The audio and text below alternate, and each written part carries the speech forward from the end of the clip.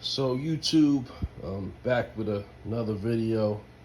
Unfortunately, I've driven the C5 once, maybe twice this summer for maybe a couple hours. It's been parked in my garage for a good amount of time, and I kind of just wanted to keep you up to date as to some of the things that I've been doing and the reason why the vet has been sitting. I'm the type of person, I'm in no rush to drive anything. It needs to fit my needs, and there's a couple things that needed to be done before I drove this vehicle that have not yet been done, that I'm in the process of finally working on. It's been a real busy year for me with regards to work, sometimes 12, 15 hours a day, 6 days a week, and so I finally got a couple hours to work on this.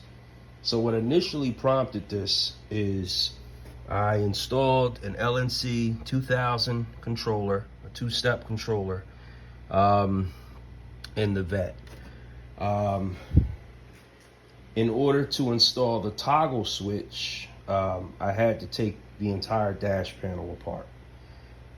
After deciding to take the dash panel apart to install the switch, I decided, I'm sick and tired of the 1.5 inch radio.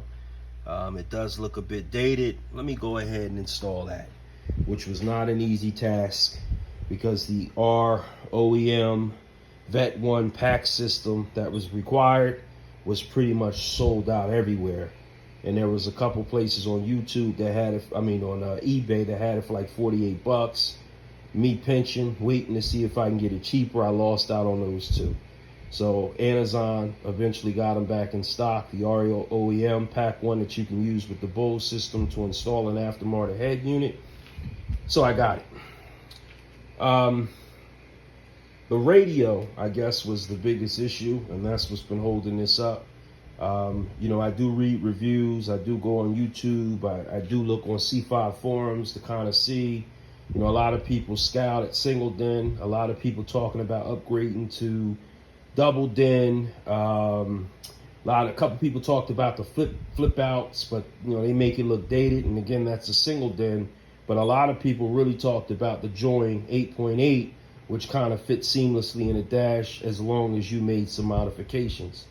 After reading all the reviews and talking to people that own that unit, I decided not to go that route. And the reason why I decided not to go that route is because for 450 bucks, if you read the reviews on that unit, a lot of people complained of the display going within a matter of months. In fact, one of my coworkers owns the Join, and he said he had to replace two within 9 months. So I opted not to go that route. The double den route, as far as exchanging my bezel, I decided not to do that either. You can get a double den bezel for like 120 bucks.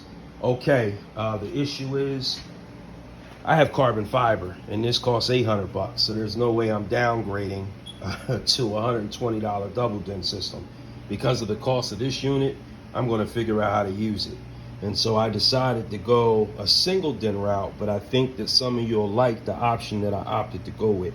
If you see here, I actually installed the toggle switch here, but I can still use the tray, which is what I wanted to do. You see that hole is where my USB plugs are actually going to sit, because the unit that I decided to go with has two USB plugs that I still need access to, because you can still upload images because it operates on an Android platform.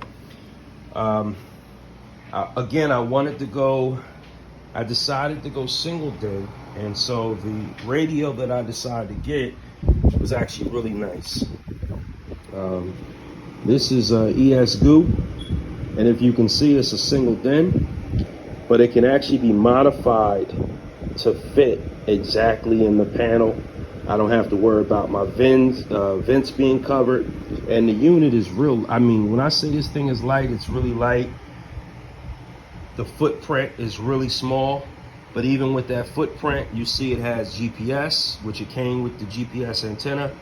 It has two outputs for audio as well as amplifier, and then it also has two outputs for USB, one 1.0 and one 2.0, which are essential. Nice little unit. and I actually got this for 69 bucks. So when I install it, I'm definitely going to show it to you. But I think this is going to really help the Corvette because one of the biggest complaints on a lot of the forums is how dated the C5 radio looks. And my radio worked. I'm going to keep it, obviously. I do have the code for it. But the issue at the end of the day was it just, you know, when you drive a Tesla and you drive these newer cars, you just say, you know, the C5 is, to me, a timeless body, but it just needed an LCD touchscreen. And I'll actually drop a link with this one. Really good deal I got on it. It comes with backup camera and everything else. And I'm gonna try it out, and I don't feel like I'm hurting for 70 bucks. It's not like the join unit, which would have cost me $400. But again, when you read the reviews, a lot of people complained that the unit didn't last anywhere from 3 to 6 months. The display went out, and the customer service really didn't help them because at that point they blame it on the installation.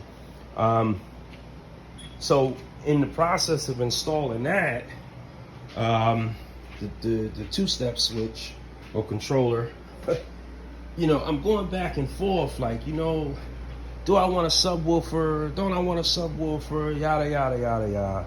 I like subwoofers, but the idea of the C5 is obviously light is best. I'm actually getting a supercharger done in March. It's already planned, which will double my horsepower. But I've got a lot of projects going on right now, and so in the event that it doesn't, you know, I decided to, you know, what the heck, I had the cords already. I had 4-gauge wire from previous installs. I had my remote antennas, I had my AV cables, and I said, what the heck, the last thing I want to do with this car is to tear it back apart once it's already apart. It's an additional 10 minutes for me to run the cable. If you see, I removed the battery box, and right behind the battery box, you'll see that rubber grommet. And so what I did was I just cut the old tape off. I fished sorry for the hand. You see 2 wires, actually 3 wires, my 4-gauge wire, and then you'll see 2 wires. They are hots. They should probably be red, but I didn't have a whole lot of red left. I'll just mark them up. But one is actually going to go to my battery, to the toggle switch, and the other one is actually going to go right directly to the controller so I can flick the switch. The two-step, what I'm hoping it's going to do is help me with launch, as well as, you know, this is going to sound real corny, but the flames out the exhaust, man, it's something as a hot rodder. You know, I'm a young man, but, you know, always watching the movies with the flames coming out the exhaust. That's really why I got this thing. So we're gonna hook that up and get that running. But I said again, I already had all the equipment, so you know what, rather than take it apart again, just go ahead and get that ready. And so, you know, as for all my units, you know, the Corvette, one of the biggest issues is grounding issues and electrical issues. I'll implore you, every car that I own that has those type of issues, I always use a voltage stabilizer. So for those of you who don't know about these or use them, obviously it doesn't add any performance, but it comes with like 3 or 4 grounding straps. Any spikes hits this and impacts it directly and prevents it from going to your electrical components. I just recently bought another vehicle that has a ton of electrical issues. Yeah, I've used it on maybe a Land Rover in the past, Jaguar also. Any car that has electrical issues, I'm gonna tell you, this will really help you out and save you. So I would definitely recommend you going out there and looking into this. But that's all I got right now. I appreciate you for supporting my channel. Again, you know, my channel primarily is just, you know, I'm tinkering with toys, tool reviews. Again, I love Milwaukee. Watch out for a Milwaukee tool review. It'll be coming pretty soon. But outside of that, you know, again, C5 is coming along. And if you have any questions or comments, I'll definitely update a new video once the install is complete.